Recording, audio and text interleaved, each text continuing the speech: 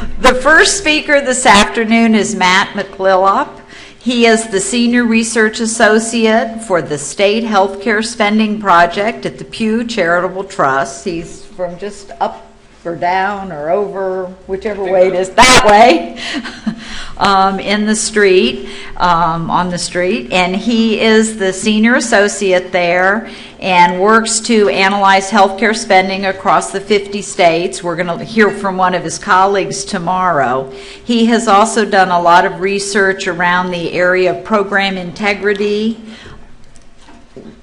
for Medicaid and the states, and knows a lot about abuse and fraud in the Medicaid program. But more importantly than that, Pew has done a lot of work to look at what states are doing to ensure program integrity in the Medicaid programs, and they have a really wonderful program and information that I wanted him to share with you all that will be a good resource for you back at home and in your states. So that's what Matt's going to cover this afternoon. So I've been intrigued by the speed dating portion of the agenda since I saw it, and now with this notion of spit swapping, I'm all the more intrigued. I guess I'm sort of the ramp up to that eventually. So thank you, Deb, and thank you all for the opportunity to speak today. As Deb said, so I am part of the State Healthcare Spending Project at Pew, which, as you can see, is a joint collaboration with the MacArthur Foundation. And so what our project seeks to do is to give you and your colleagues a full view of what your states are spending on healthcare writ large, as comprehensively as we can, how that spending has changed over time, and when appropriate, how spending compares from state to state. We also, along the way, try and shed light on promising areas of cost containment that have shown evidence to be able to not just save money, but to do so in a way that at least maintains or improves health outcomes for affected residents. And so that is sort of the area of our work that this falls into. But just to kind of lay a little context for that we're all operating within. So what this graph shows is state and local government healthcare spending as a share of revenues from 1987 through 2012. So what you see is a pretty steady rise, starting with about 16% in 87, coming up to about 32% in 2012, and this is something we put out annually using CMS data. Honing in a little bit on Medicaid, we see that states' portion of Medicaid spending has increased as a share of their revenues from 12% to 16% between 2000 and 2012. So to be clear, our project doesn't take a position on whether these trends are right or wrong, but I think they are evidence of the context in which we're operating as researchers, but more importantly, you're operating, and that is that it clearly healthcare spending at the state level is putting more and more pressure on budgets, and so in order to address that in a way that appreciates the health needs of state residents, but also other non-health spending priorities. You need good information about what is being spent, how it's changed, and ways that you can address that. And so that's what we are trying to help with. To sort of give you a sense of scale of Medicaid fraud and abuse, in 2010, and this is the most recent data available for states, about $11 billion of state Medicaid spending went towards what are called improper payments. And so within that umbrella includes fraud and abuse. It also includes less nefarious things like unintentional paperwork mistakes or lack of documentation or something like that.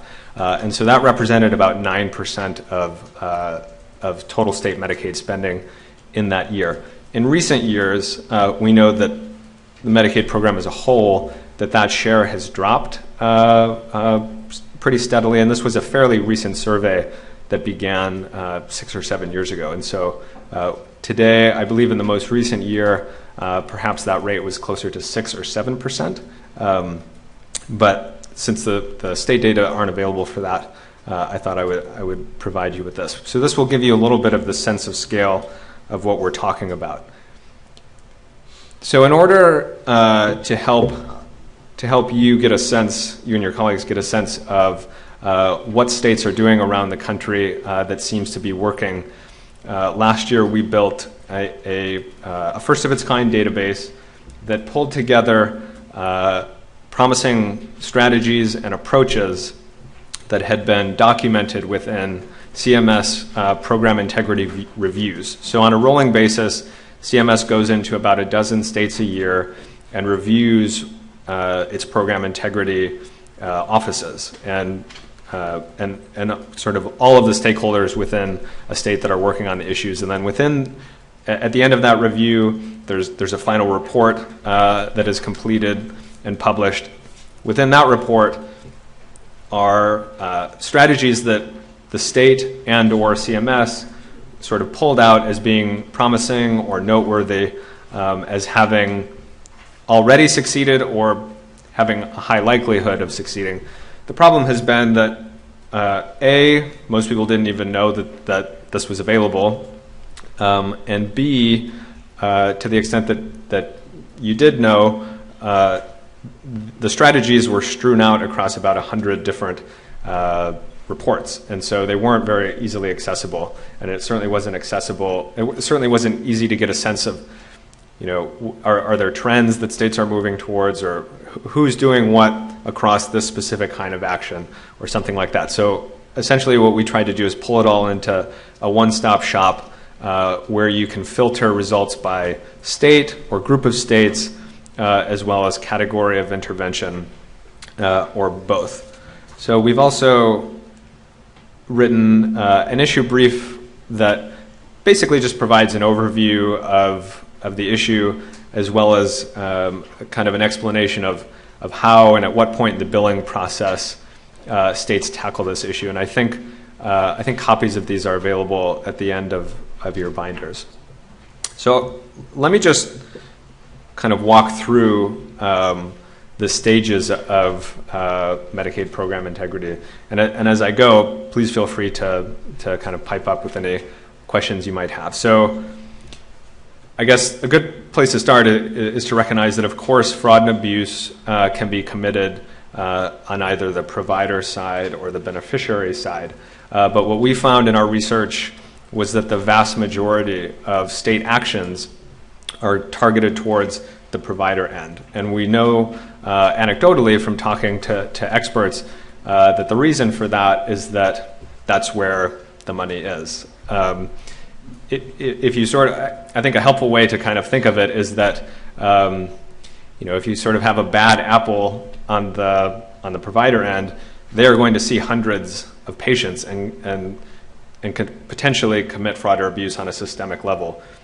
If you have a bad apple on the patient end, they are just themselves. And so the magnitude of what they can do is much more limited. So states' efforts are certainly geared towards providers, and that seems to be sort of an evidence-based decision on the part of states and CMS. So there are kind of broadly three stages that states can intervene. So the first is provider regulation, which is really screening providers when they come into the program and then continuing to monitor them thereafter. Second is prepayment review. So this is, of course, once providers have been included in the network, but before claims are paid. And then the last is post-payment review. So our database organizes strategies by these three broad categories, as well as a fourth cross-cutting categories you see on the bottom, and then 13 subcategories. So we did not short shrift your ability to sort of drill down into specific kinds of interventions. So I'll sort of walk through each of these briefly. So first, in terms of provider regulation, what we're talking about is screening providers when they come in. So this includes background checks and other sort of similar processes to make sure that the people being admitted into the program haven't committed crimes in that state or in other states, particularly Medicare or Medicaid fraud in the past. So screening them when they come in and then continuing to monitor them throughout their time as a Medicaid provider. And so Kentucky has had an innovative program, a few for years. First being that it centralizes provider enrollment in one office, which is its Medicaid department office. And so the key here is that this includes managed care network providers. So frequently in states, the amount of knowledge or ability they have to kind of screen managed care providers is somewhat limited. In some cases, they might not even know who they are, all the way to not necessarily being able to be as stringent with them as they would otherwise be. In Kentucky, because it's centralized in one place, they're able to make sure that every single person seeing Medicaid patients goes through the same process and that they're able to track them along the way, which is innovative. In addition to that, they also have a very thorough review process wherein when they're screening providers, they check them against a whole host of exclusion lists to see if anything has been flagged in the past. And I'll just read off a few. I won't give you the full list of lists, but just to give you a sense of it, we're talking about the U.S. Department of Health and Human Services list of excluded individuals and entities, the General Services Administration's excluded parties listing system, the Kentucky Sanctioned Provider List, and the state's medical licensing board. So that's a mouthful, but the point is it is evidence of a very thorough review process on Kentucky's part. And then much of this cross-checking against states and programs has actually been scaled up nationwide because of certain provisions in the Affordable Care Act related to Medicaid program integrity. I'll talk a little bit about that in a little bit, but I mention it just to say that Kentucky has certainly been ahead of the curve on that front. Second stage, as I mentioned, is prepayment review. So this is once providers are in the program, but before money goes out the door. So this is making sure that to the best of states' abilities, they confirm that the services being billed for actually occurred and that they fall within what the state would consider to be appropriate care. So a couple good examples in New York where they've had programs in place for several years where they mandate that patients, when they visit a physician, will swipe their benefits card while they're there. And so this is a pretty straightforward way to make sure that they, or at least somebody, but theoretically they and hopefully they, were actually at the office at the time that the claim was attached to, and they're able to make sure that it is another layer to make sure that actually occurred. In addition to that, select providers, such as a physician, must post orders to the state's electronic claim system before another provider, for example, a pharmacist, can process and bill that transaction. So in this case, it's making sure that, in addition to that, the two systems together both make sure that the services being billed for at least could have actually happened, and that the medication being dispensed by pharmacies was actually prescribed by an authorized physician, which has the added benefit of helping to prevent substance abuse. And so according to the state itself, this saved nearly $700 million between 2008 and 2011. The third sort of opportunity for intervention is post-payment claims review. So this is the time when states have the most information at their disposal and an opportunity to kind of review claims on a systemic level to look for large and small patterns of faulty billing. The trouble here, of course, is that by this point, the money has already gone out the door. So to the extent possible that states can get the first two sequences right, they can avoid or save themselves some time and money and headaches at this late end. That said, of course, not all fraud and abuse is ever going to be averted, and so it's important that states execute this part effectively.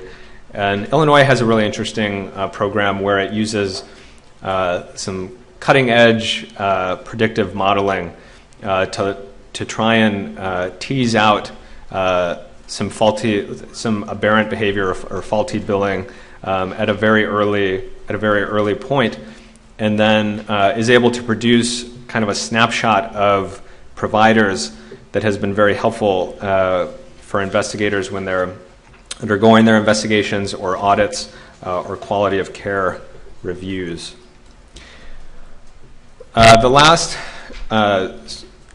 sort of opportunity for intervention is really cross-cutting, cuts across all three that I've talked about. And these are things like agencies within a state who all focus on Medicaid program integrity working well together, taking efforts to identify potentially high-risk providers, and that sort of thing. And so there's a kind of a neat program in California where it conducts on a regular basis a Medicaid payment error study that identifies providers, types of providers or types of medical suppliers that seem to be more likely than others to commit fraud or abuse. And this has helped the state figure out how best it can deploy scarce resources and to be a little more targeted in its approach.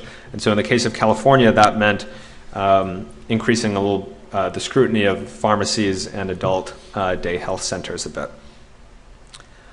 So now that I've sort of just described in an admittedly oversimplified sequence how this is sort of done, I think it's important to kind of pause and kind of realize two dual realities. And one is that, I think it goes without saying, or we'd all agree, that it's incumbent upon states to protect the integrity of their Medicaid programs, and that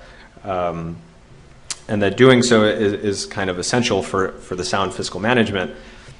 At the same time, states also need to maintain a robust roster of providers in order to provide sufficient access to care for their beneficiaries. So, and we have to realize that the vast majority of the providers in the system are lawful and well-meaning and are acting just as the state would want them to, and frankly take much lower reimbursement rates than they can receive in the private marketplace. So the key is, and the kind of challenge is to have a really strict sort of program integrity regime without, and to be stringent without being overly burdensome on the good providers you want in your program, so much so that that's going to dissuade them from participating at all, in which case you now have an access problem. And so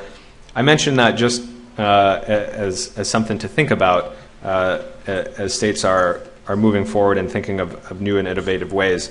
And hopefully the database helps a little bit with that by teasing out some strategies that already seem to be working.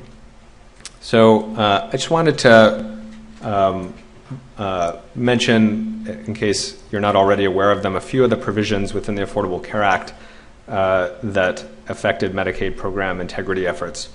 So one is that, a la some of the strategies in Kentucky that I was talking about and California, CMS is trying to help states be a bit more targeted, and so it itself identified or designated types of providers and types of medical suppliers as being one of three sort of risk ranges, meaning low, moderate, and high, and then prescribed screening approaches that should be tailored for each. So it's trying to help states be a little bit little bit more thoughtful in terms of where they're putting their efforts. Second is that states may now freeze enrollment of high-risk providers or providers within a certain geographic area that a lot of issues seem to be being flagged in for at least 6 months, as long as it can prove to CMS that access to care is not being extraordinarily limited. Third is that payments can now be suspended for providers pending credible allegations of fraud. Fourth is that states must now work with at least one recovery audit contractor or RAC, and these are private entities that help states on that last end that I was talking about, post-payment review. So they help states go back and kind of review claims and look for red flags, and then they're self-sustaining because they receive contingency fees which are a percentage of what they recover. So it doesn't cost anything except that they take a little bit of the cut of what is recovered. And then fifth and finally, providers, states are now required to monitor providers to see if anybody, once they've already been admitted in the program, seems to have been terminated from Medicare and or a Medicaid program in another state. And so to help with this, CMS released a web tool that states can use to confirm that. So I would just close by looking at a little bit of data that speaks to the potential for this area.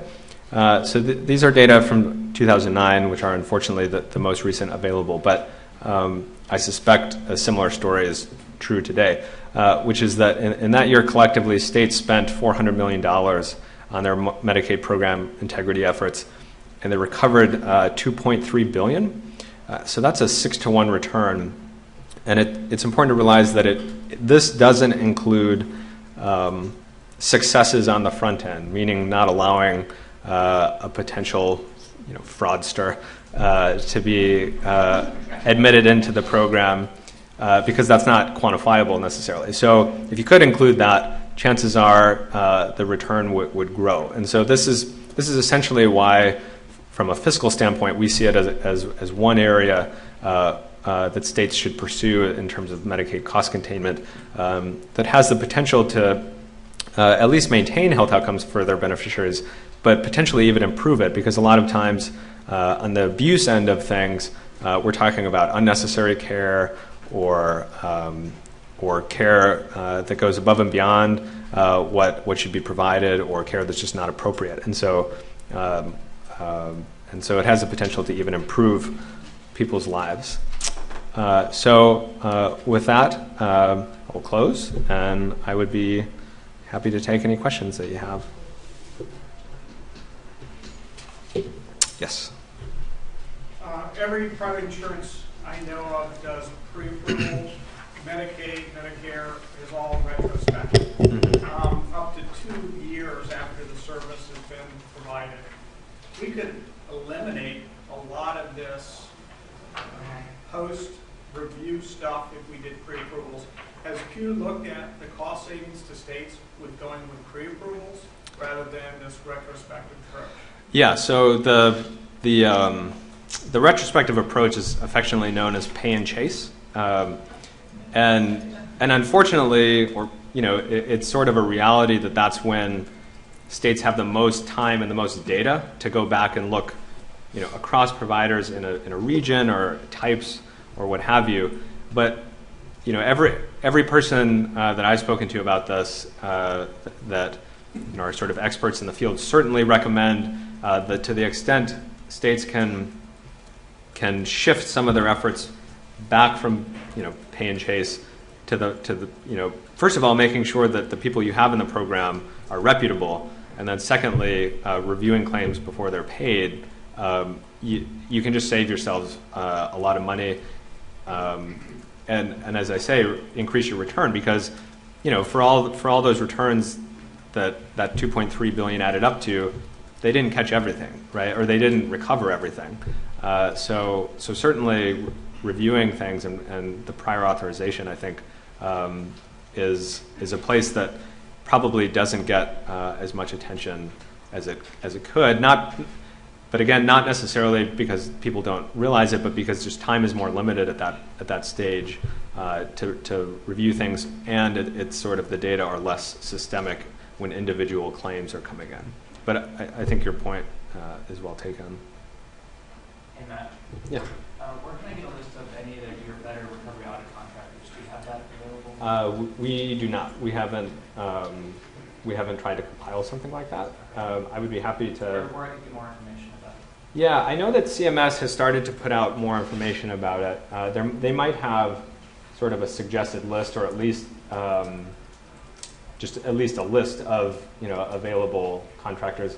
A little bit of background on it is that this program was actually first implemented for Medicare, and CMS felt like it had been tremendously successful. And the self-sustaining part, I think, is part of what makes it so attractive. And so because it had been so successful as the Affordable Care Act was moving through, they decided to expand it to Medicaid. But I believe that they maintain a list either on their website or it's available in some fashion of just people that, of just contractors that are available. I don't know if it's sort of a suggested list or just, kind of a repository of people available. But. And real quick follow-up. On the predictive modeling that Illinois does, is that a licensing fee or is that a one-time fee? About how much that is? I don't know. I don't know, but I'd be happy to look into it a little bit more for you if you can. I know that I believe it was implemented just a couple years ago, and it was a pilot originally, and then I think they've expanded it a bit.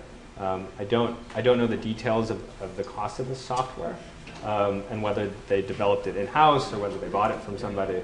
But I think it's become a really good tool, as I said, both because it seems to be effective at flagging some of these things very early, earlier than in some other cases, but then also once investigations sort of get underway, it saves time for investigators by having everything all together for a certain provider to provide a snapshot of, who they are and kind of disaggregated, claims information and so on, and they're able to kind of move forward more quickly with that. There's, one place I would look would be the database, just because there's a little bit more information on there about Illinois' program that might give you a contact information in the state or something like that. Yes. These recovery audit contractors do their audits. To what extent do they look at the state agencies to see if they are a party in whatever is going wrong? Mm-hmm. And if they're not looking into it, why aren't they? And if they're not, who is the hammer that would make it punitive for state agencies that are not following procedure? So I don't think that they're as a general practice, I'm not sure that they look to the state agency itself as the sort of partner in crime. Although, I'm sure in some cases that has ended up being the case. Who is monitoring the state is a good question, and some states are better at this than others. I mean, the incentive, of course, always is you save money and you reduce waste by doing this. But I'm not sure that. Recovery, the RACs are working for the state specifically. So it's whoever's responsibility it is to be sort of monitoring the state. It's probably not theirs, but certainly CMS has a role. And in these periodic reviews I'm describing, when they do that, they, in addition to these good news stories of strategies that are working, they also outline areas of weaknesses in the state and sort of recommend protocols for improving that over time. And then when they come back again in 2 or 3 years for another review, they check back on that and see if that has been improved at all.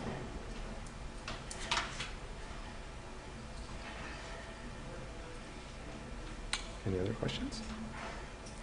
So if I could just, for 10 seconds, I'd give a plug. We have a little bit more work coming out on both Medicaid and some other topics in the months ahead that be great if you kept your eye out for. My colleague Kavita will be here tomorrow to talk about some of our Medicaid work, Medicaid spending work. We're also putting out a report in a few weeks on prison healthcare spending and how that has changed over time, some of the cost drivers and some cost containment strategies. And then in about a month, we are putting out a report on state employee healthcare spending across the country and how that compares. So anyway, I just say that to keep your eye out. Yes, sir. I heard in your description today, and I've heard it in other presentations on this subject, what appears to be almost a reluctance by the government to pursue this fraud because they're so dependent on having adequate providers. Is that a fair characterization?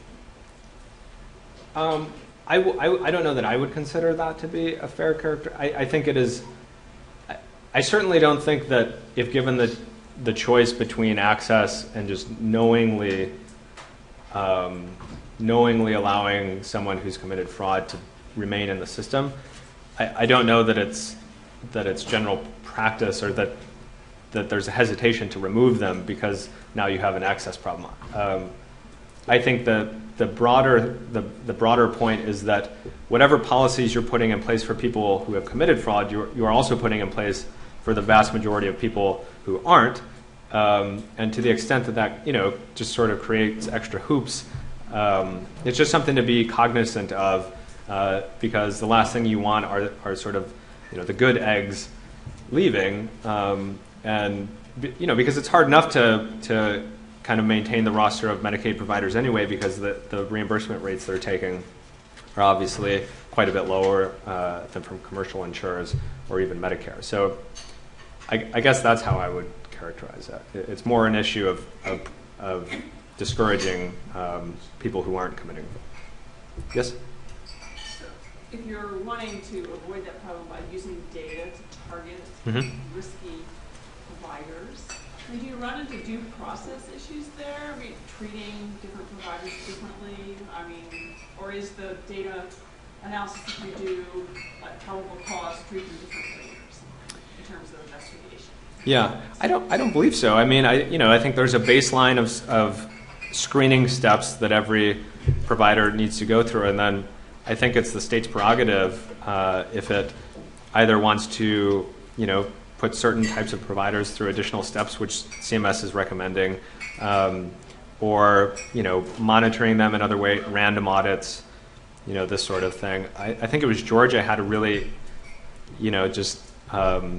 obvious program that was very successful, where when people would receive, they had an issue with durable medical equipment. So when people would get a wheelchair, or when a wheelchair would be billed for, they would mail them as a general practice a picture of wheelchairs that they might have gotten, and they circled the one that they got and sent it back, because what they were finding is that the most expensive one on that piece of paper was the one that was being billed for, even though they might have actually received another one.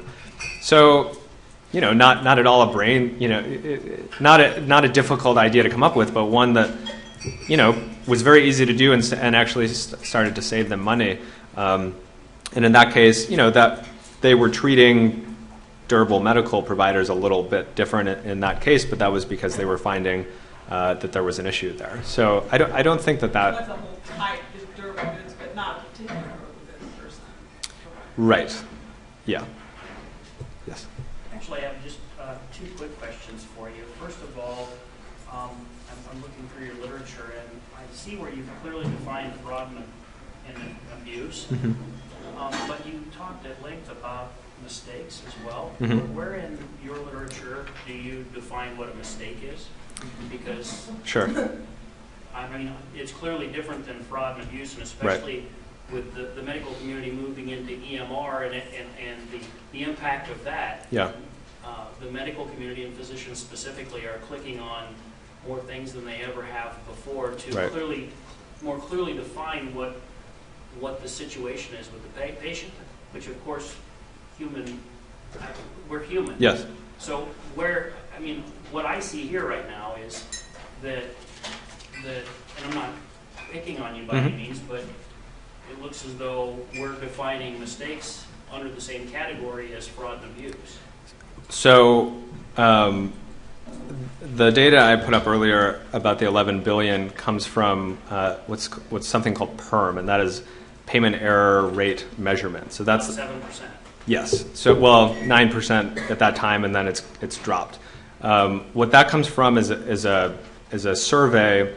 So over the course of 3 years, every state is surveyed. So in any given year, it is about 15 or so states, and they're surveyed on a portion of their claims, and then the improper payments come out of that. So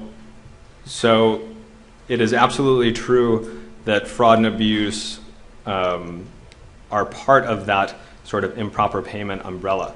Unfortunately, and I think that this is something that like the Association of Medicaid Directors and others have pointed out, is that it's impossible because of the nature of the survey, although I think they're trying to improve this, to tease out within that broad 11% or 9% that I mentioned, 11 billion, how much of it was fraud, how much of it was abuse, and how much of it were like coding errors or something. Nobody's committing a crime and nobody's even doing anything intentionally. It's just maybe there wasn't sufficient documentation to support the claim when the survey was done or something like that. So it's certainly a good point to say, is all this fraud or is a lot of this, I don't want to overblow it, at all. And I'm glad you bring that up. And it's something that hopefully we can get better at as the survey evolves, to be able to tease that out. Because for now, it's just under this sort of umbrella term of improper payments. Well, that brings me to my second question, if you don't mind, is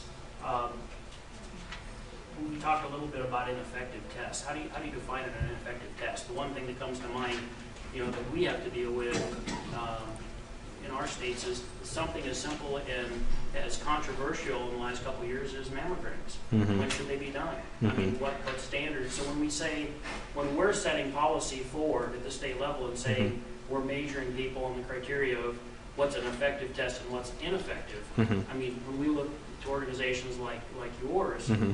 those are definitions that I think we need to talk about and more clearly define. What is an ineffective test? Yeah. I can't find that here. So it is certainly not in there. I mean, the sort of what states should be authorizing and what they shouldn't within their Medicaid program has sort of been out of the scope of the work that we have done, and I think that is, the states receive guidance from CMS. It's also a decision that they are deciding on their own. I mean, a very recent example of this is a new hepatitis C drug, Sovaldi, right? You might have seen it in the news, $1,000, per pill, et cetera. So states are grappling with who should receive that particular medication, how many people, and in what case we use it. So I think, it's a good question, and it is largely a sort of a state-by-state decision to make. But in terms of this, what we're talking about is whatever that state decides, and hopefully writes down somewhere and makes it clear for people, before claims are paid, they should be reviewed to understand what were the symptoms, what were the circumstances, and then what was the care that was provided, and then pre-authorize either the care or before paying the claim, make sure that everything was in order. Well, the reason I bring that up is, of course, it could be very easily from a federal level to look at how we define ineffective tests. Mm-hmm. That could very easily fall under fraud and abuse. Mm-hmm. Those two things could come together very easily. Sure. From a federal level, looking down upon the states. Yeah. That I think that with help of organizations like you can give us some guidance on that. Yeah. No, I appreciate that. It's certainly something we can look into as we go forward. Well, thank you. Thank you very much.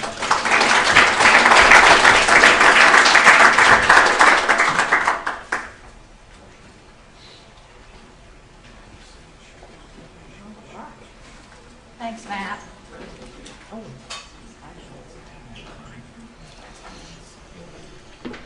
Okay. Our next speaker is Ido Banash. He's a senior advisor with the Medicare Medicaid Coordination Office at the U.S. Department of Health and Human Services. And I didn't tell him as he came in, yesterday we asked the legislators in attendance to tell us what one burning question they wanted answered before they left. And the issue of dual eligibles and how to save costs with these more costly folks came up in the questions and the discussion we had, and I think we've touched on it a couple of different times, and each time I've said, we're going to have a speaker to talk about that. So you're on. He has been at DHHS for about 4 years. Ito is a lawyer and has worked for the Visiting Nurse Service in New York and the Medicaid Care Rights Organization. So take it away. Thanks so much. No pressure. One thing that wasn't in my bio is that I noticed as we were walking in that this is the Buchanan room. My wife is descended from the Buchanan family, and he is known for those scholars here as the worst president in American history. So I don't know what that has to do with duels, but I just thought I'd mention it. So thanks for having me. As was mentioned, my name is Ito Bannock. I'm with the Duals Office, the Medicare Medicaid Coordination Office, also the Federal Coordinated Healthcare Office, established through the Affordable Care Act, and I'll get into what we're all about. But in the Affordable Care Act, Congress posed some pretty lofty, but I think fairly universal goals for our office, and this has been our roadmap really since over the last 4 years, and what we've been up to. The goal is to increase quality and reduce costs and improve the beneficiary experience. Here we're talking about the triple aim, basically. We want people to have access to care, and we want to do it with better coordination between Medicare and Medicaid, also better coordination between the state and the federal government. So we've got a lot of work to do at the federal level between the two parts of CMS, and I think we've got a lot of work to do between the states and the federal government. I'll get into that as well. And then I think we want to leverage innovation within the agency, whether it's going on through the Innovation Center, or Medicare or Medicaid, and we want to, by all means, reduce the misalignments, the historical things that, for people who have sort of worked on this issue, have always frustrated us. Why can't Medicare and Medicaid just work better together on? So I'll get to all those points, but basically that's what we're up to at a high level. Why? Why? Because of all those issues, but why also because of these two charts here. We spend a disproportionate amount in Medicare and also a disproportionate amount in Medicaid compared to the population of duals. Why? Because, and we all know this, because of the high needs that the population has. When you drill down into those numbers, though, we're not talking about a monolithic group. We're talking about individuals with severe and persistent mental illnesses. We're talking about individuals who are over 65 who have high long-term care expenses. We're talking about younger disabled individuals as well. But still, as a population, we're talking about an increased cost relative to the size, both within Medicare and Medicaid. And it's not only cost. Again, it's we want to provide better access. We want to do it more efficiently. What are we doing about this? All right, and I'll spend most of my time on this. I want to go fairly quickly, and I want to go fairly high level, so we have a lot of time for those questions that everyone has. One of the first things we did is we released state profiles. They're up on our website, and the address will be at the end of the presentation. But how many duals are there in every state? What categories do they fall into? All that information is now available on our website, state by state. We are also making better data available to states. Sort of on the next slide. One of the things that happened with Part D, as you know, is that states that were delivering prescription drug benefits no longer had access to that prescription drug information. We've now made it available, and also Medicare Part A and B information available to states once they request it. So for the first time, states can have a full picture of, if I'm treating Mrs. Jones and I'm pretty much treating her, say, long-term care expenses, but I know that Medicare is paying for all these other things, I can have a full picture of what Medicare and Medicaid are spending. Okay? And some states have taken more advantage of this than others, but it is available for request. There are HIPAA agreements and the like that have to be executed, but basically that's the bottom line. also establish the state data resources. So having established the state profiles and push data out to the states that request it, there is a contractor and a resource center available to enable states to sort of use that data as well. We've also have another contractor, Mathematica, and a bunch of subcontractors that we call the Integrated Care Resource Center, ICRC. And their customer really is not us, it's the states. So it's a resource center for states that are interested in integrating Medicare and Medicaid, and it's a resource that we make available for those states, either through one of our demonstrations that we'll get to, or just generally. Okay, so that's another resource that's available. Let me just say a little bit about one of the first things that we did, which was the alignment initiative. And actually, this follows, but let me talk about it now. One of the first things that we did when we established our office is we said, let's come together with a list. This is the alignment initiative. Let's publish it in the Federal Register. Let's document all the ways in which Medicare and Medicaid don't work well together. It was actually well received within HHS and up. We did publish it. We got a lot of comments from states, from providers, from advocacy organizations, and that within the sort of the program alignment, ways in which Medicare and Medicaid bump up against one another, that's really set us on our course and has helped form our agenda. Over on the other side of the house, the demo side of the house, around the same time we also announced what we call a financial alignment initiative. And this is what's gotten a lot of the sort of attention lately, but two models, a managed care model that we call a capitated model, and a managed fee-for-service model. More than half of the states came in with letters of intent. We've now, and I'll get to it, approved a number of states, and we're actually operationalizing both models currently. A little more about what we're trying to do through these demos. We're focusing here on more seamless experience for beneficiaries, getting away from the Medicaidness or the Medicare-ness of something. We are funding, and there are different ways we're doing this, but for the most part, conceptually, we are providing a Medicare payment and a Medicaid payment, not more, usually less, for an entity to provide Medicare and Medicaid benefits. Okay, and we are encouraging those entities to provide those benefits without necessarily regard to, is this a Medicare thing or is this a Medicaid thing? We heard before about the pay and chase, for example. Good example of that is in the home health area. All right, Medicare and Medicaid cover different things within home health. This could be the Medicare thing and this could be the Medicaid thing. It's a little bit bigger. Traditionally, what we've seen is that Medicare and Medicaid and the providers that serve the beneficiaries and the beneficiaries will find themselves caught in between this. Okay, their responsibility, it's their responsibility. Let's go up through the appeals process. There's a program integrity perspective is here as well. It's one of these things that's frustrated providers. I worked for a home care provider. Beneficiaries, I work for beneficiary advocacy organizations, certainly frustrates states and the federal government as well. This addresses that issue, or at least if we do it right, should. So that's an example. We want to provide a more easily navigable program. You know, I don't want someone, when I ask them, are you in Medicare or Medicaid, to take out 4 different cards and then say, I have no idea. I have one from Humana, and I have one from United, and I have one that's red, white, and blue, and I don't know. All right. So can we at least reduce the number of cards and the number of materials that people have who have Medicare and Medicaid to make their lives less confusing? We want to create accountability. We want to create reporting, and we want to create accountability that allows us to really, in a unified way, see how the plans are doing. We want to make sure, we talked about networks before and problems within Medicaid creating networks. Well, this can address that issue. All right? You solve for that in a way by requiring the entity to have an adequate network.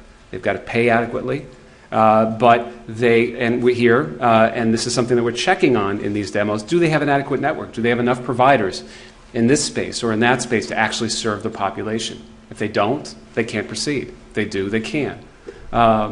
And better data. Because these are demonstrations, we're very closely watching whether there is increased access to care as well as reductions in costs. So again, those are the baselines. In terms of an update, we have approved capitated demonstrations in 9 states now.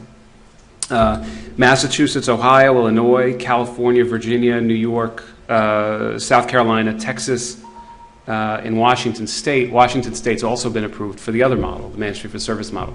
Get to next. California, Massachusetts, Virginia, Ohio, and Illinois, they're all live. They're actually serving beneficiaries. Some are serving a lot of beneficiaries, thousands. Some are serving a few hundred. July 1st is a big month for us in California. There's going to be a lot more enrollment in California at that point. So these are up and running and underway. Colorado, Washington State have both been approved for the managed fee-for-service model. What's that? I mean, at root, it's putting a provider instead of a capitated entity in charge of the Medicare and Medicaid portion. So in Washington State, it's a health home. So it leverages the state's Medicaid health home, and it says, and you're responsible for Medicare as well. Provider at the middle instead of payer. Oversimplification, but that's really the major difference between the two models. Two-way contract, state, federal government. Capitated model, three-way contract, state, federal government plan. Instead of signing a Medicaid contract and a Medicare contract, plans are signing both at the same time. And so a lot of the work that we've done is how can we unify the requirements. That's been a lot of the hard work that we've worked on over the last year. Just a little bit. We're not just looking at the traditional capitated model. I mentioned a lot of the work that we're doing in the program alignment area. Also, PACE. PACE is a very small program. It's got about 20,000 people who are enrolled in PACE. But if you ask, what's an example of a program that serves people with Medicare and Medicaid, does it in a way that where people are happy, generally, where they're getting the care that they need generally, PACE is one of them. And so one of the first questions we asked when we started the office is, why does PACE need to only be for the over 55 population? That's the limitation now. Could we think of a model that would work for a younger population as well? And in fact, in last year's budget, this was in there. So it's something that were we given the authority, we were incredibly interested in scaling up a model that would work for a younger disabled population. If you take a step back and you think about, what's PACE about? Well, PACE is about a group of similarly situated people coming together virtually or in a place. Doesn't need to be in a physical building. Getting care from a team of people who communicate and communicating with one another. All right. So you can imagine a 25-year-old vet returning who needs a lot of medical things, but also needs a lot of psychosocial things, but also needs to connect with someone else who's in a similar situation. It begins to sound a little bit like PACE. We don't need to call it PACE, but that concept may well work for a younger disabled population. So that's that.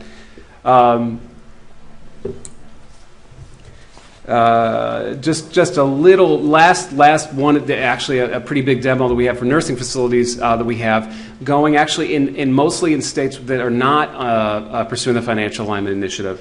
Alabama and Nebraska, Missouri, New York, which is also doing it, Nevada, Indiana, and Pennsylvania. And the concept is one of the sort of misalignments we have between Medicare and Medicaid is this incentive for, and we're not demonizing anyone, it's the way we set up the program, for individuals to come from the hospital to the nursing facility, and the way to qualify someone for a nursing facility stay that is a Medicare stay is to have that individual come back from the hospital and go back to the nursing facility. So we've created an incentive within the system essentially to either have the individual become a long-stay patient and qualify for Medicaid, or go back to the hospital, come back out and become eligible for Medicare.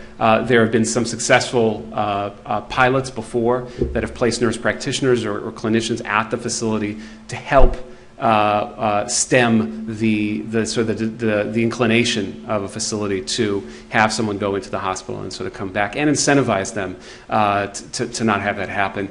Benefits Medicare for sure, benefits the individual because no one wants to go to the hospital and come back from the hospital. So that's another one of our demos there. With that, this is our website. There's a lot of information there about the state profiles, the demos, the alignment initiative, and everything else. That is our general email address, and that's my email address. So if you have any questions after that, feel free to follow up with me directly. And with that, let me stop talking and see if anyone has any questions. Yes? I don't know if this is your area or not. I get questions in Indiana about the, I think this is what it's called, Medicaid estate recovery. Yeah. Is that a federal initiative that states need to take, need to be active in at some penalty, or is it a state initiative? Should it be? This is the state initiative. Yeah, not really my area, but I do know that there's a fair amount of discretion given to states in terms of how they pursue a state recovery. I mean, I will say that. But certainly I can follow up with our Medicaid colleagues and get you more information. Would that agent office be one to? You can definitely send me an email, and I'll make sure it gets to the right place. Yeah, I mean that's really that's a Medicaid issue, the state recovery issue. But we're happy to coordinate. That's really what we do, is coordinate between Medicare and Medicaid, and we're happy to help. Yeah. Yes. Have the demonstrations been ongoing long enough to have gathered or be able to gather any statistical information about how well they're working? It's really early. The enrollment actually started October 1st in Massachusetts. They're 3-year demos, so not yet. So far, the enrollment's gone fairly well. People are getting care. We have an external evaluator, too, which is RTI. So within the first year, we will have, I think, a much better sense of how things are going anecdotally. I think providers, beneficiaries, and plans seem to be fairly happy with the access, especially in Massachusetts, the demos for the under 55 population, who have had traditionally difficulties in getting community-based care and getting it sort of in ADA-compliant ways, and that seems to have been addressed in a very good way in that demo, but more to come. Any more questions? I'll throw another one out. Sure. There's a program, at least in Indiana, which community alternative to residential treatment. I think CARPTF, which I understood was a waiver for experimental, which is a basket of home-based or community services in alternative to residential, mainly for like mental health, but not necessarily. Is that a program that you know whether it's expanding or contracting or being successful? I don't know about that specific program, but I know obviously more and more states are either through the 1115 or the 1915 waivers are pursuing and are encouraged to pursue community-based alternatives. This Friday, I think, is the anniversary of the Olmstead decision. It's a very major, I think, focus. It's been a major focus of our office to make sure that if someone can get care in the community, that they should get care in the community. And so we've been seeing more of that for sure. Yeah. Yeah. The ACA is originally passed had a long-term care component to it. Is CMAS looking at any alternative now that that's sort of gone away? Is there any alternative to that that's being looked at or reviewed? No, I mean there isn't a large-scale alternative to the Class Act necessarily. But what there is, and this demo I think is a good example of it, mechanisms that allow the sort of the either managed care plans or fee-for-service entities to cover more than the traditional Medicare Medicaid bundle. Okay, so I mean this could mean in our demo additional personal care services that plans are encouraged to provide. Why? Because it's actually more cost-effective for them to have someone cooking for an individual at home than it is to have the individual decompensate and end up in the hospital. So we are seeing those types of things in our demo, but they are incremental steps. Any more questions? Yes. One of the things that states have been pursuing, I know Connecticut has, is the consolidation of similar tasks among agencies. Right. And so has there ever been any discussion, not to make this into a big political thing, but discussion about merging these so that there's economies of scale of people handling the claims and all the processing that goes along with these programs? Between Medicare and Medicaid? Right. Well, I mean, that's really what the demos are trying to do, so that instead of having two claims processing entities and two separate sort of oversight efforts that we have a plan or a provider that's responsible for both. I don't think we're 100% there, for example, on reporting, because there are two principles here, right? We want to align Medicare and Medicaid, but we don't want to do it in a way that's going to in any way weaken either program's ability to pursue bad actors or provide beneficiary protections. For example, we want to have a unified appeals process. Currently, there's one for Medicaid and one for Medicare. When you actually try to align both of them, right, you're going to end up having to perhaps weaken one of the requirements relative to the others. So it's been, I think, and it will be, I think, a more incremental process than just a few-year process. It takes a while, I think, to work it through. A lot of interested parties and players who have a vested interest in the status quo. So that's, we're working through it. That's our vision, though. Okay, but you're talking about aligning the policies so they're the same as opposed to well, so that a single entity could actually be responsible for Medicare and Medicaid. So we, quality, for example. There's a Medicaid a quality entity and there's a Medicare quality entity. There's one for appeals too. Right? If we align the rules and the requirements, it's going to make it a lot easier to make one entity responsible for both. And that's sort of the way that we're tackling it. That totally gets your point. It's a good one. Yeah. Other questions? I was promised thousands of questions. If there are any others afterwards, feel free to email me. More than happy to answer any questions you have after the fact. I appreciate it. Thank you.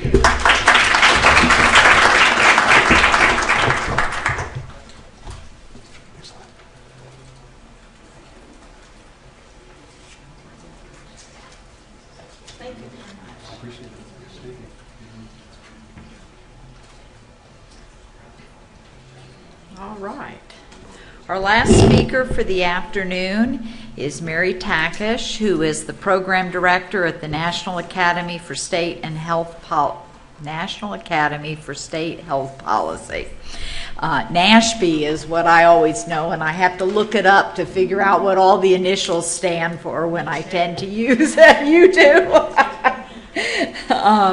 Mary's been there since 2007. She's engaged in some pretty high level and specific research, some of the program outcome kind of research that Ito just talked about. She's a nurse by profession, an early training, and she has addressed this Medicaid Policy Academy before. She's here to talk about health homes and medical homes, and maybe eventually I'll figure out the difference between the two.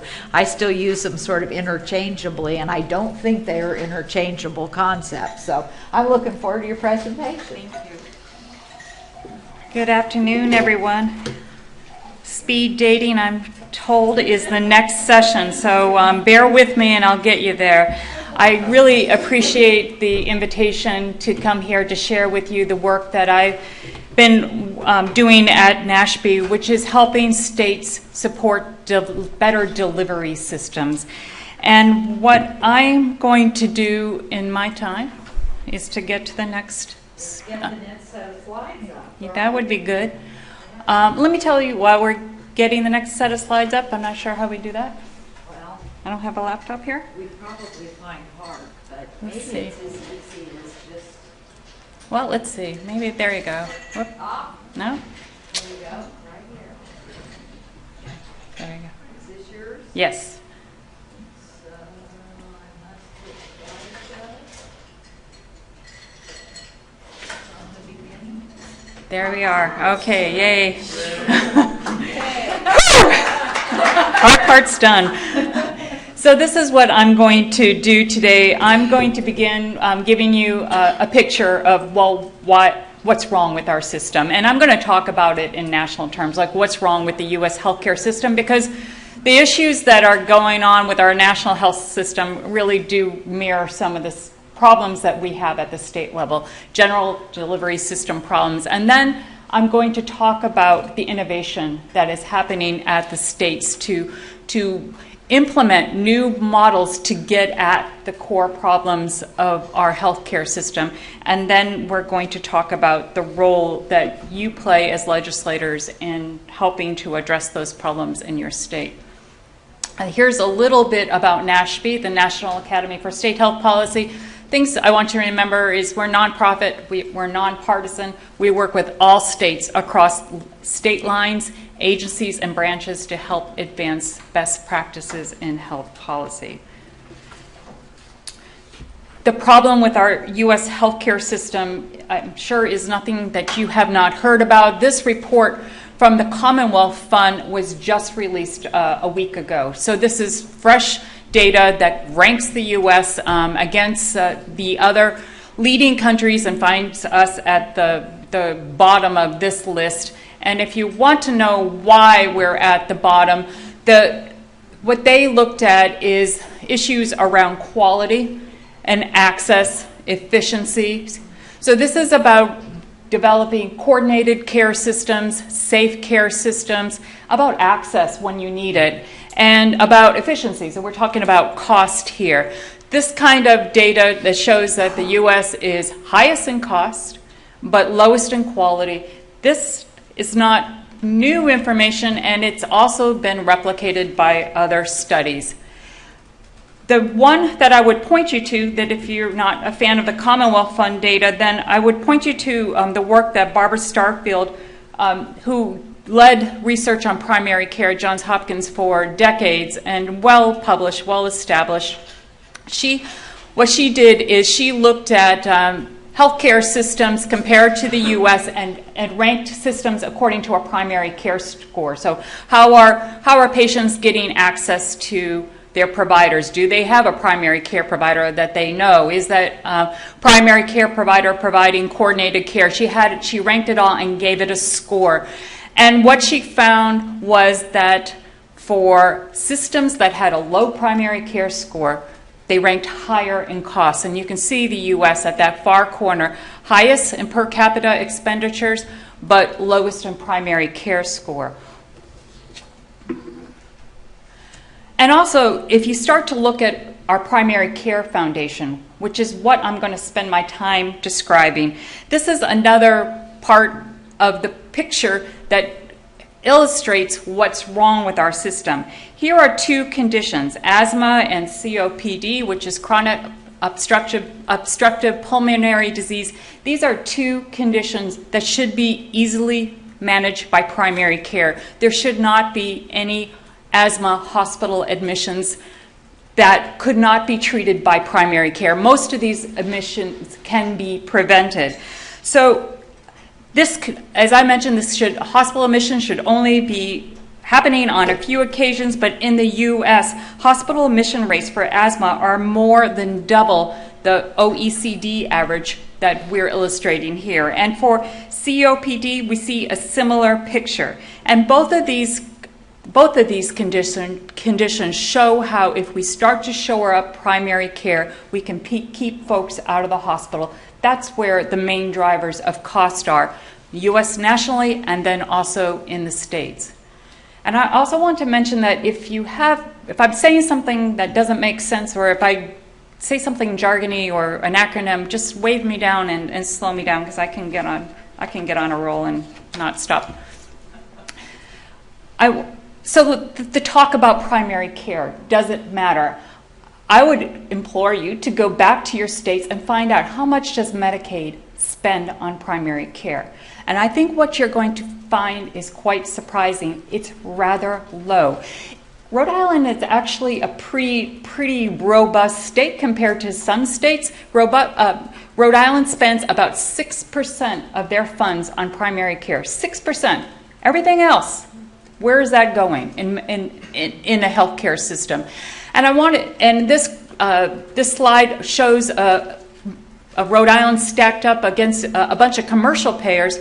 Group Health Cooperative in Washington, which is one of those integrated delivery plans that show great outcomes in both keeping costs down and improving outcomes. It's one of those model systems. You can see the expenditures that they put in primary care in order to keep the people order to keep their members out of the hospital. So this is just illustrative of what, how much that we are not investing in primary care. Complicating the entire picture is the fact that the folks that we are taking care of are that small percentage of people that take up that or consume more than the majority of expenses. So it's that 5% of people who consume 50% of expenditures. And if you start to look at who are those 5%, well, not too surprisingly, they're the people with chronic illnesses. So people with chronic illnesses are 7 out of every 10 deaths. They and it's very kind of rare to find a person with one chronic illness. They often have multiple chronic illnesses. And then if you took a greater look at those illnesses, most of them have an underlying behavioral health comorbidity. Depression is frequently associated with those with multiple chronic conditions.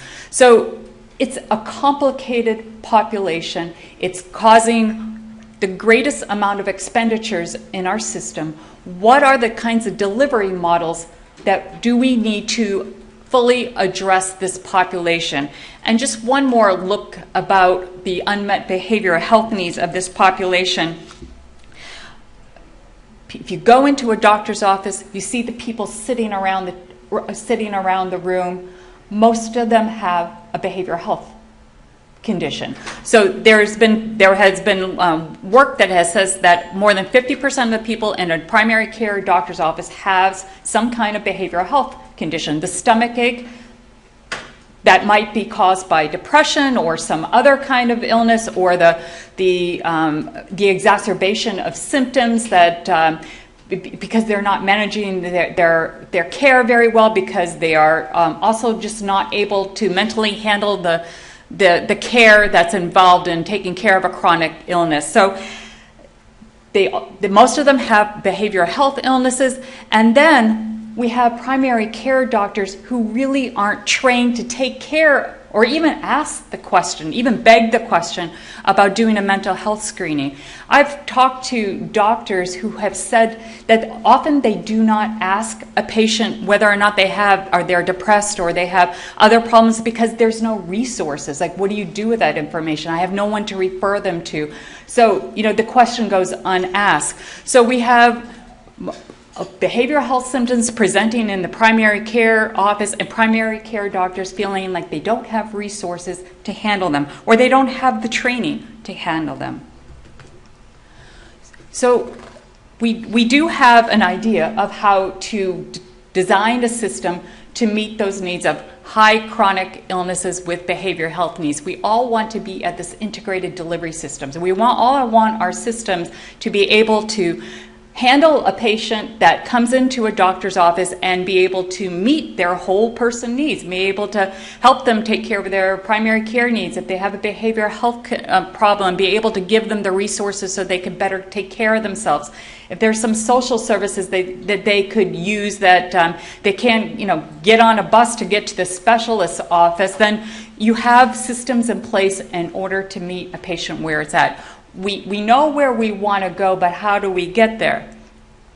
It all begins at shoring up primary care. Primary care is the foundation of a healthy delivery system. We saw that in that earlier data. And this medical homes model is a model that states are gravitating to get their primary care house in order. And I will spend more time on this. Beyond medical homes, we can't just stop at medical homes, because that's just the foundation. It's now then getting teams to help take care of these complex patients, getting pharmacists, getting behavioral health specialists. Who's on the team to help that primary care doctor meet their patients' needs? But there's more. There's the health home, this whole notion of a health home, which is basically the medical home model plus other things. And this health home model, which came out of the Affordable Care Act, which I too will spend some time on, is really trying to take the best parts of the medical home and then add add some more resources. So it's medical homes on steroids, if you like that expression, or just a better model on the way to integrated delivery system. So here we are on medical homes, and I just wanted to give you a flavor of the amount of activity that we're seeing with states on medical homes. Medical homes is really driving kind of the innovative models that we're seeing in the Medicaid system. And I don't know if any of you out here, any of you got a colored state up here? Anybody here from? We got a couple. All right. So you can see there are at least 30 states that are making payments in their Medicaid program to support the medical home model. I'll get to what a medical home model is. But then they're just not just giving out more money. That would be not an efficient use of state dollars. They're tying the payments to qualification standards. You get a new payment if you show me how you're going to be more efficient in a primary care office. What are you going to use this money for? Are you going to be hiring staff? What are you doing with their, are you looking at your data? They're making qualification standards so that's aligned with the payment. And what's really exciting is that if you look at the stars and the diamonds, there's a lot of multi-payer medical home initiatives going on. Commercial payers like the medical home model. This is just not a public payer model. Commercial payers have been promoting this model, and they've been seeing the data. And you know, commercial payers are as prudent as, well, they're pretty prudent, and they don't put money into programs they don't like, and if the program isn't producing the outcomes, they pull the plug. Commercial payers are partnering now with public payers because the medical home model makes sense to them. So what is this medical home model? This little graphic of the house shows some of the core components of a medical home model. Disregard things that just say personal physician. It was just a cute graphic. I really liked it, and we're talking about a personal primary care provider. So if you have nurse practitioners or PAs in your state, this model fits too. But this was a graphic, not surprisingly, created by a physician group. So, but anyway, a medical home model is that the patient knows who their physician is. It seems like an easy idea, but it's really not. That the physician or a primary care provider is directing the team. They understand when a patient hits the ER or when they're being discharged from the hospital. They know when the patient goes to a specialist. This is not happening in the complex world of Medicaid. Care is coordinated and integrated. There's a whole quality and safety agenda. That's those qualification standards that I'll describe to you. And they're using data and feedback to look at what's happening to their patient panel and then try to devise better systems. The models that we're seeing being rolled out in states are multi-stakeholder, which means that this is not just happening in the silo of Medicaid. This is a partnership that includes legislators, it includes public health, it includes provider organizations, it includes consumer organizations, because if you don't have providers bought into the model, helping to design this, they're not going to sign up for this. They're not going to do it. That money is not that rich for it. So that you need to have providers at the table as well. So I wanted to just give you a flavor of what I mean by qualification standards, because that's what's linked to that extra payment that providers are getting. So the National Committee for Quality Assurance has a medical home recognition program that providers, they receive a list of all the things they're supposed to be doing, and then they check off the boxes. I'm doing this, I need to do this, and then they get NCQA recognized. That's pretty much the model that's going on across the country using the NCQA, or there's other national kinds of qualification standards. Joint Commission has got them, and as well as other groups. But states have found some of the national standards a little lacking, so they've added a few more. And Maine's a good example of a state that saw the standards and said, well, I really want the practices, when they get my payment, be using it towards behavioral health integration. And I want to make sure that the patients are getting same-day access. And Maine has a focus on practices doing quality improvement projects that are that focus on reducing waste.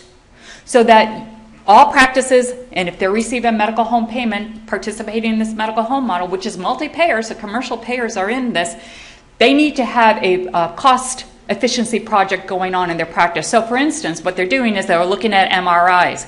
How, am I trying to get my MRI referral down? Or am I looking at hospital readmissions? Am I doing better on transitions of care? In Oklahoma, they didn't like NCQA, or they thought NCQA would not be warmly accepted by providers in the state, so they made up their own qualification standards. So that if you're tier 1, you had to do 8 things, and then you get 1 level of payment. If tier 2, you add a few more things, like the open access scheduling. Someone calls in, I need an appointment that day, get them in right away. And then they get a little bit more payment. In tier 3, there's definitely more requirements. So Oklahoma made their own qualification standards. I want to give you an idea of what this all looks like, and I chose Minnesota. They've been doing this now for probably one of the longer medical home initiatives. This all stuff really started in 2008. It's really not that old. But what Minnesota does is they call it healthcare homes, and then they give this is a multi-payer pilot, so that the payment can go to $10 per member per month, all the way up to $80 per member per month, depending on how many chronic illnesses you have. So if you have like I think it's 5 or more chronic illnesses, you'll be up in the upper pay bracket. But then you have to do a bunch of things to show that you're using that payment wisely, which is you have to meet their healthcare home qualification standards, have a care coordinator assigned to your practice, and meeting lots of quality metrics. So it's a very a very robust program, very big uptake by the doctors in the state, because, like I said, commercial payers are using this as well. And a 2014, they just had their 2014 report come out in February.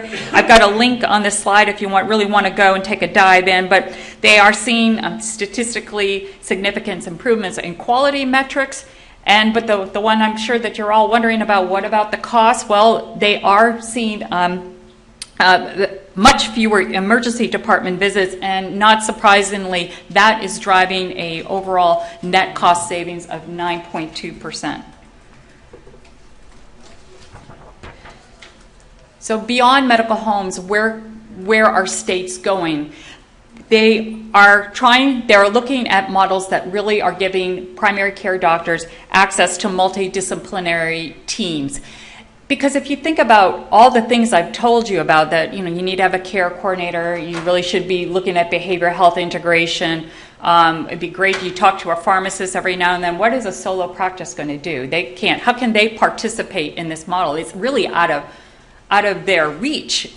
So it's this notion is that let's create multidisciplinary teams that can be shared among multiple providers, and that way these providers, rural providers, or small practices can participate in these payment models and transform.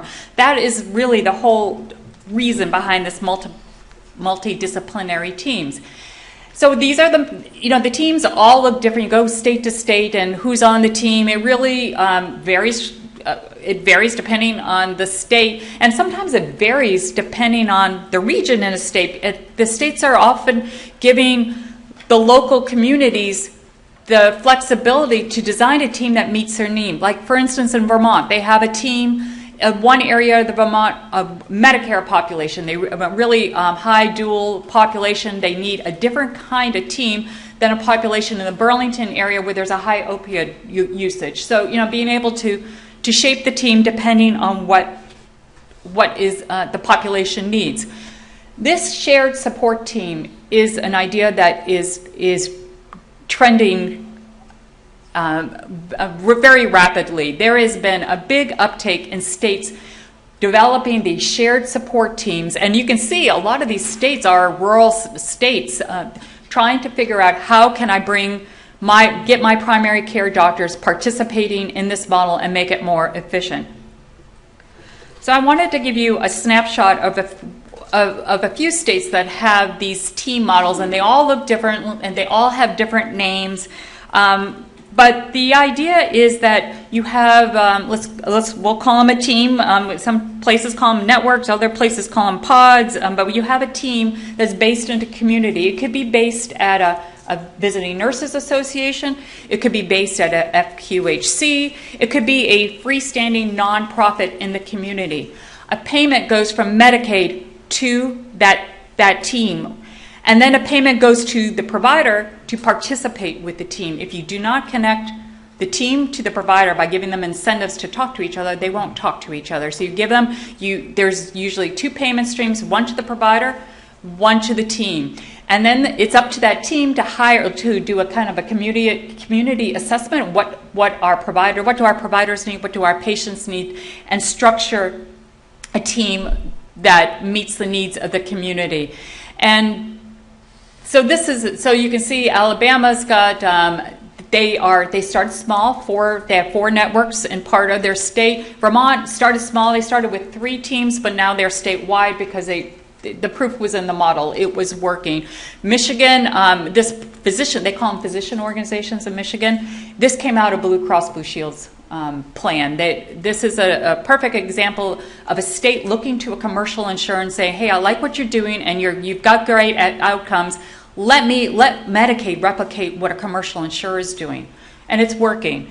And then we have in New York, this Adirondack pods are in the upper part of the state where primary care providers were bleeding faster than you could stop. They were trying to devise a model that would stem the bleed of primary care providers out of that area and better support them, and they've done that. Primary care providers now having the support are not leaving that area of the state. So good information on that. As far as are they working, Vermont came out with released their annual report in January this year, and they noted that people who are cared for by a medical home and the community health team had favorable outcomes versus comparison groups, including reductions of annual expenditures, more than offsetting payer investments in medical homes and community health teams. Vermont is a multi-payer model. They got all payers at the table investing in the community health team infrastructure and investing in those medical homes. In Alabama, this is a Medicaid-only model. For the first 6 months that this model was in place, this network model, they had a total per member per month rate for the Medicaid patients in the network areas decreased by 7.7% versus 0.6% for the rest of the state. They found that in the first 6 months, ER utilization was down 17%, having coordinated care resources that Medicaid physicians could use. So really promising results. It's still early data, but promising results. But then I talked about health homes. That's that next part of the yellow brick road to integrated health care. The health homes came out of the Affordable Care Act. This is Section 2703, it's very specific. And so when I refer to health homes, I'm talking about the Affordable Care Act. Where medical homes is usually designed for anyone who walks in the door, health homes takes a very focused look at the high-cost, high-needs patients in Medicaid. This is Medicaid only, so you have to have a serious mental illness or a couple chronic illnesses to be considered for eligible for the health home model. Another key difference about health homes, where in medical homes the payment goes to the primary care doctor. In health homes, it could go to the primary care doctor, or it could go to a community mental health center. If that's where the patient with serious and persistent mental illness is getting all their care, then that's where they locate the payment, and then primary care is brought to the community mental health center. So it's really trying to take into account that this is a very different population than what we have traditionally see in a medical home model. Why states really like the health home model is all about that 90-10 match. For 2 years, the federal government will give a 90% match to states that implement a health home model. After the 2 years are done, it goes back to the regular match rate, maybe 50-50 or whatever your state is. So this, And we're talking a significant increase to doctors, where that medical home model where I showed you, 30 states are participating, we're talking in that model, the per member per month rate to a primary care doctor, I would say would average in the $4 to $5 per member per month for their patients. In health homes, you will see it is quite significant. We're talking up to like $120. Sometimes if they're taking care of someone with serious and persistent mental illness and a bunch of other chronic illnesses, they're recognizing that the lift for a primary care doctor is different, and they need to have a payment to match that. So the health home, I told you about qualification standards, NCQA, and for medical homes. Health homes pretty much mirrors a lot of the medical home standards, but they offer, they require, it's not an option here, mental health and substance abuse services, as well as long-term care and support services, care transitions. They kind of add on to the medical home standards. So you can see there is a great deal of health home activities. Just took out the medical home information that I had on the other map and just solely concentrated on health homes. And what I want you to see is that there are red states, there are blue states in here. This is sizable money for system reorganization for health homes. And I think states recognize that this is an opportunity for them to try to figure out how to take care of chronically ill patients better. And the thing is, with health homes, there is no application deadline. You can apply for a health home next year, you can apply for it this year, you can do it 5 years from now. This is a state plan amendment, so it's open anytime, and you can have more than one health home. States can be really strategic, like, I'll take care of, diabetes and asthma, and we'll do that for 2 years. I'll get a 90-10 match. And after that, next I'm going to take care of COPD, and you can layer on your health home depending on what what your population is. You could also be strategic, like start it out in one region of the state, and then 2 years up, you're back down to your 50% match, and then roll it out in another region based on what you just learned. I wanted to show you just an example of a state that's done health homes. Missouri, that Show Me State, they did show us, they were the first one to get a health home spa. They have 2 health home spas in their state, spa being state plan amendment. They have one that's based in the physical or primary care world, where the primary care docs receive a payment. You can see it's almost $60 per member per month for primary care doctors to participate in health homes. And you can see in the first year they were beginning to see a big reductions in hospitalization rates as well. They also have a health home spa for those patients with very serious illnesses, and this is where the payment goes to the community mental health center, and this is for people that have the chronic or the mental illnesses, like serious and persistent mental illness. And you can see the payment is higher because it takes a lot more or a lot different kinds of resources to take care of those with persistent mental illness. And in the first year, they already started to see some data about reduced percentage of patients with at least one hospitalization from 33 to 24. You start reducing hospitalizations, you start seeing some very significant saving. This is where having upfront investment reduces the downstream costs. So here we are, we're arriving at integrated delivery systems. This is where we all want to be. Integrated delivery systems being the systems that are getting at the triple aim goal. What we're seeing in states is that to get to integrated delivery system, they're building it on primary care or the medical home model. They got the medical home foundation in place, and then they're adding on additional kinds of expectations. There's this emphasis on population health management, looking across the community. That, you have to have doctors who are looking at their data and help better managing the care, and you have to have engaged patients. So these are systems that really take into account how am I going to get patients engaged in improving care. we have an accountable care activity map on our website, and we track what states are doing around accountable care, because this is probably as close as we're getting to that integrated delivery care. And accountable care organizations are not the end-all be-all, but they are getting providers to look at their assume risk for health outcomes.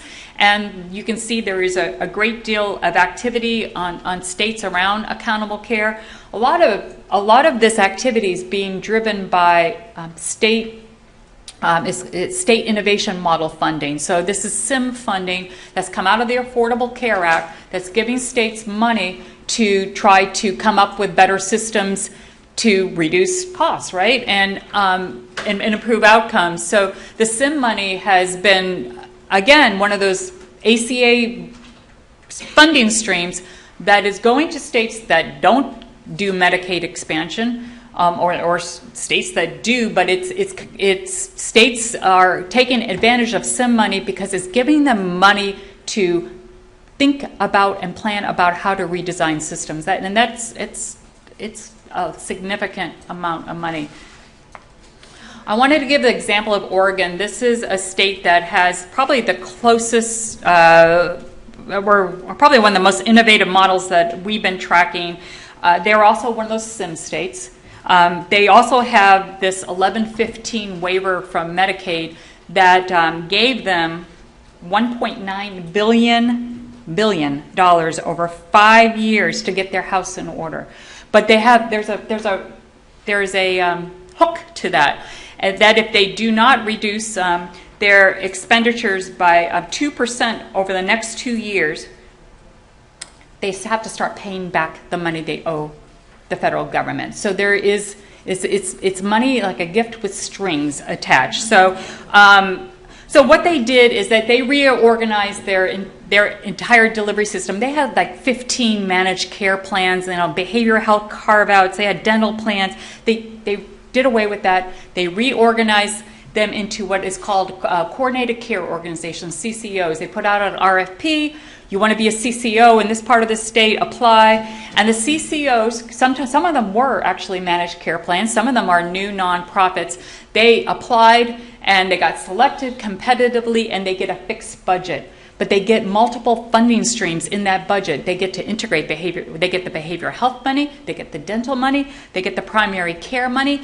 And they get flexibility about how to spend that money. That is like the beauty of an accountable care kind of payment stream, is that you give flexibility at the local level. Hire the community health workers that can't bill, in the fee-for-service sit-ins. Hire other kinds of non-traditional healthcare workers that really can go out and engage patients in their healthcare. It gives states and the local organizations flexibility to engage the patients, and the CCOs are strategic about who they're looking at. You can imagine they're looking at their high-cost, high utilizers, and they are very innovative programs that are targeting that population.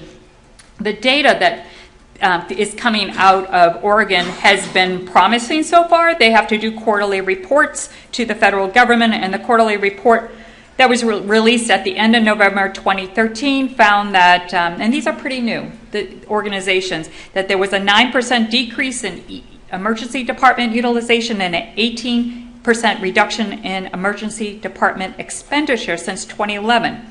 Big reductions in hospital admissions for congestive heart failure. Remember those slides that I showed you in the beginning? Those conditions that are sensitive to good ambulatory care, they're focusing on that. 28% reduction in hospitals due to COPD, that chronic obstructive pulmonary disease that I showed you. Those are easy conditions, not easy, but they're very treatable conditions at the primary care level. 14% reduction in hospitalizations for adult asthma. That's where they're saving their money. There is more information on this at that link if you want to look. What role can you play? States have been driving delivery system changes. They are, you all know, you have to balance your budget, states have been forced to figure out a better way to pay and deliver health care, so they have been extremely innovative. Legislators have been a big part of this thinking about broad-scale delivery system redesign. There's lots of ways for you to get involved, not just legislating that a state Medicaid agency do something, but as far as being there at the stakeholder table. In Nebraska, for instance, a state senator began a multi-payer medical home pilot by the virtue of just telling the plans in the state, I'm going to introduce legislation unless you do this voluntarily. And lo and behold, every single payer in Nebraska voluntarily signed agreement. It's just more like a gentleman's agreement. I'm going to work on medical homes, and I'm going to we're going to use qualification standards, and I'm going to provide primary care providers with a better payment, and I'm going to do this collaboratively. So that is just an example of the power of a good threat. So not to be discounted. So. There's lots of opportunities for you to get involved. I wanted to tell you that we have lots of resources on our map. If you have not been to our website, please come. We have our annual conference in October if you really want to get to learn more about state health policy. But we're all grant funded, and we have a new grant that I'm keeping my fingers crossed. We're 2 weeks away from knowing if we'll get it, but I'm quite confident that is going to be another opportunity for states to get technical assistance to figure out how to integrate behavioral health into primary care. We're going to be releasing an RFP probably in the fall that, again, open to all states that are interested in designing models around medical home behavioral health integration. And and this has been something we've been doing for years. We work now with 25 states helping them to implement these kinds of models. We have had legislators on our teams that come and help states with this broad system planning, and if you sign up for our newsletter, it'll hit when we announce the RFP, it'll hit your email box, and so maybe you can get a dialogue going with the folks in Medicaid and public health and your mental health people about what can our state do to improve care. So that's all I've got, and would be very happy to take questions.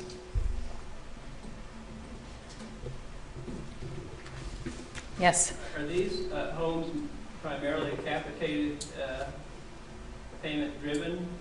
Yeah, so it's almost all fee for service. You keep that, and that's probably like one of the downfalls of the medical home model. It's still built on a fee for service, but what's happening is they give that a capitated monthly payment, and whether it be $4 per member per month for that healthy population, or more of the general population, or the $80 they get in Missouri, depending, because the health homes there are very focused.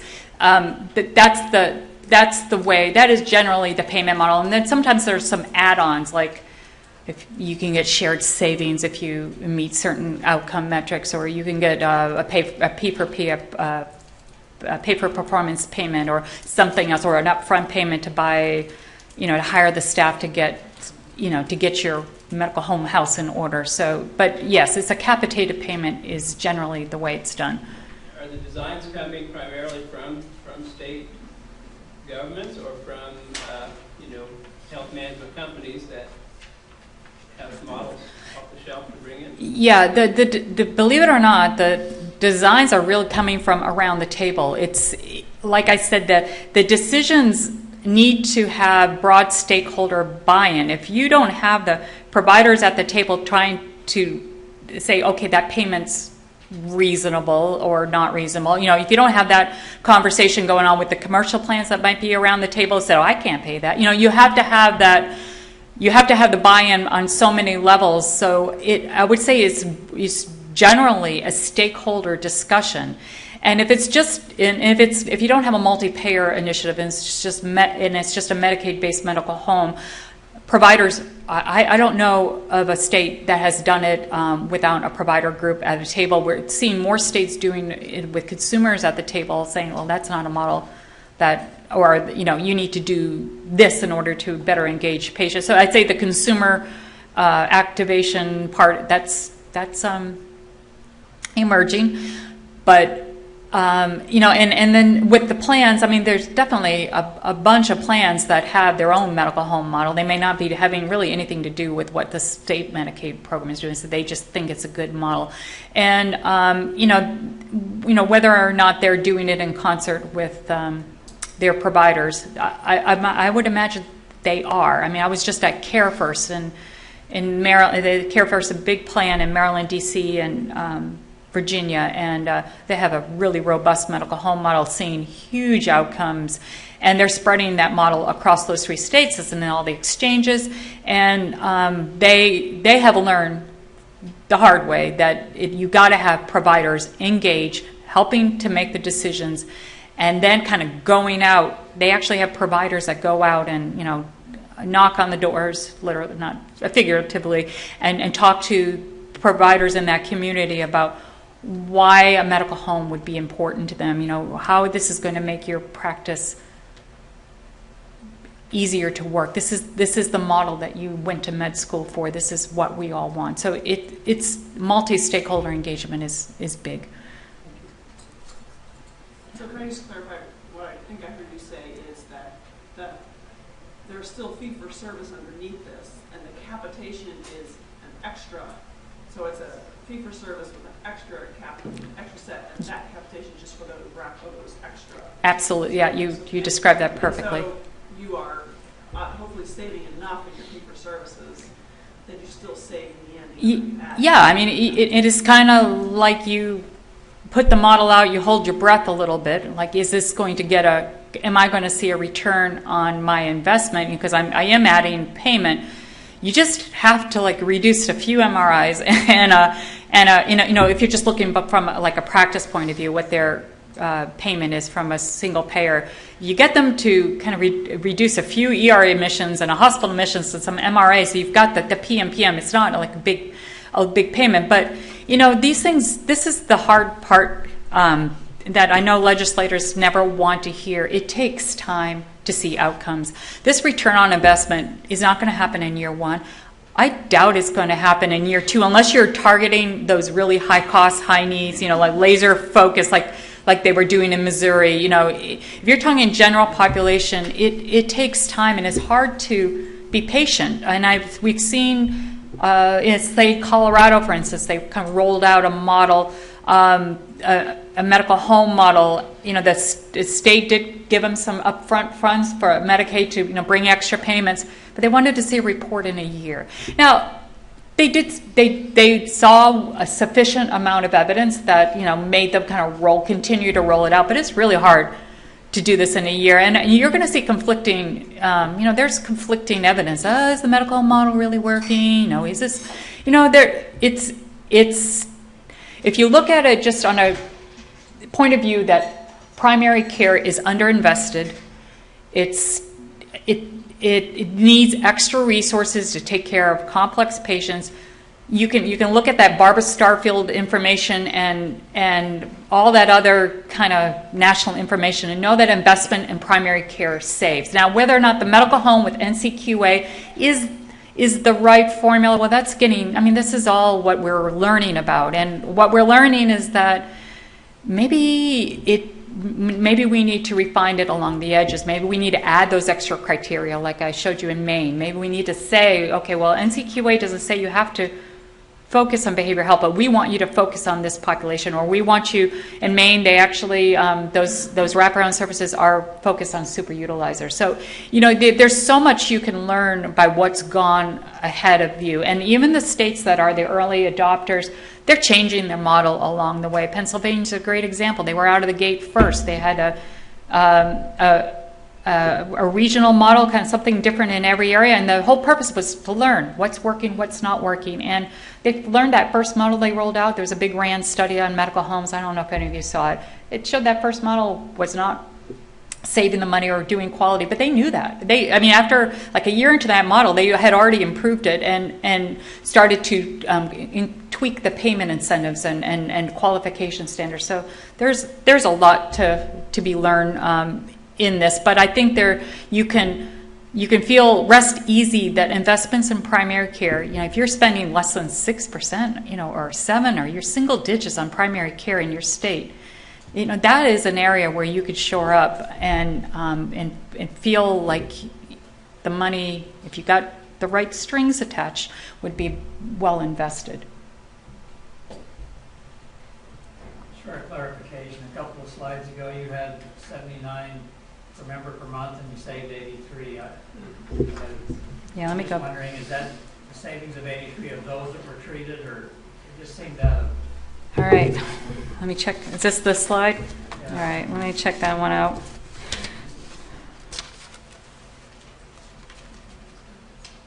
Yes. It is just on the ones treated, then what does that bring that 78 down to?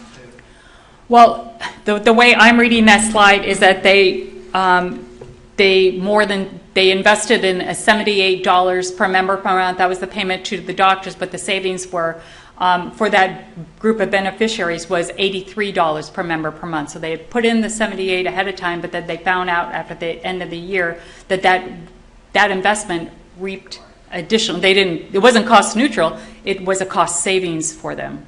Does that make sense? Based on what? Based on the year before?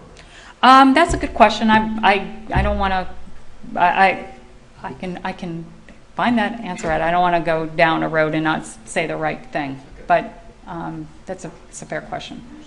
They're saying net savings. Well, it says net, so isn't that a 2-to-1 return? Is that another way of what you're saying? It only makes sense if the 78 was in addition to what they were already getting. Yeah, and it was. All right. Yeah, yeah. Yes.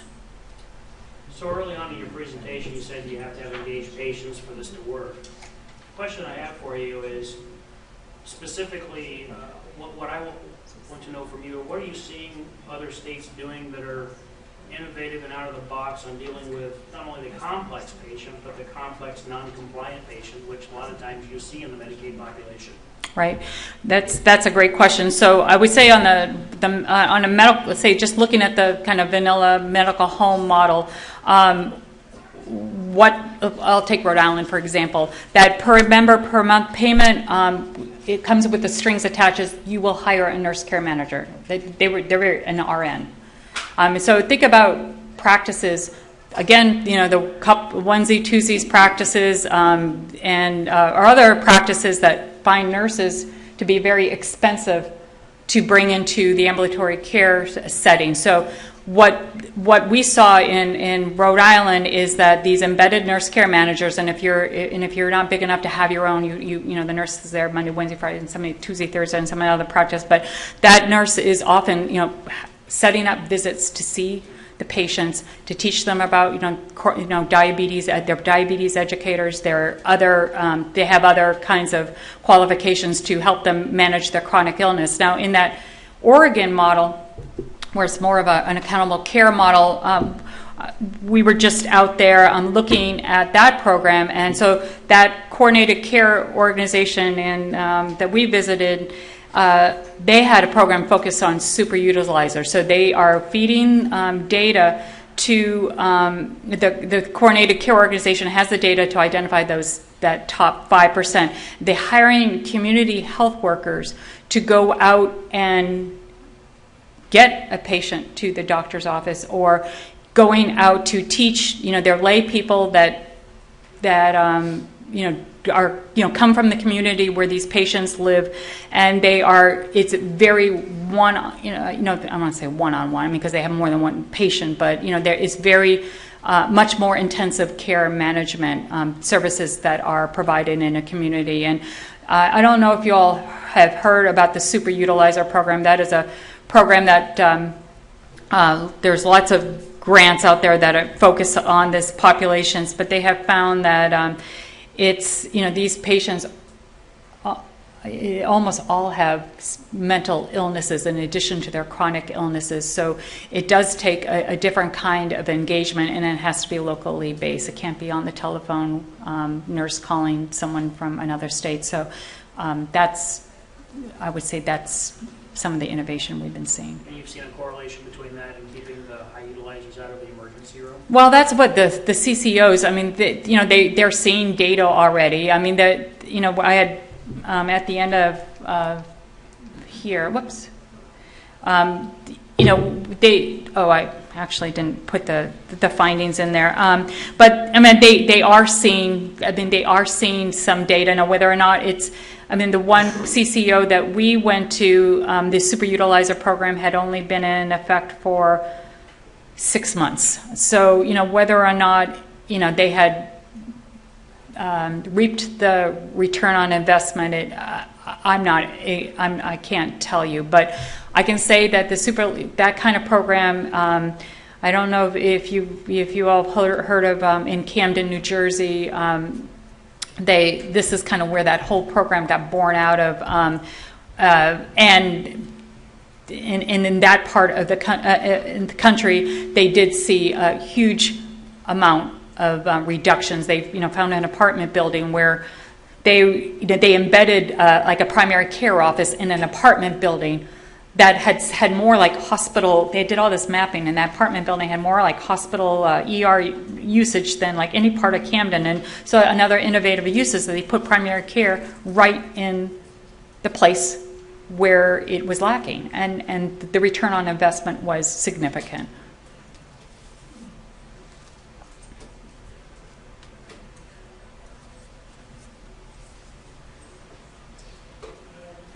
Speed dating. I really appreciate your indulgence, and if I have our contact information up, and if you want specific or more information about how I got those numbers up there, drop me a line and I will get that to you, because that probably would be useful. Thank you.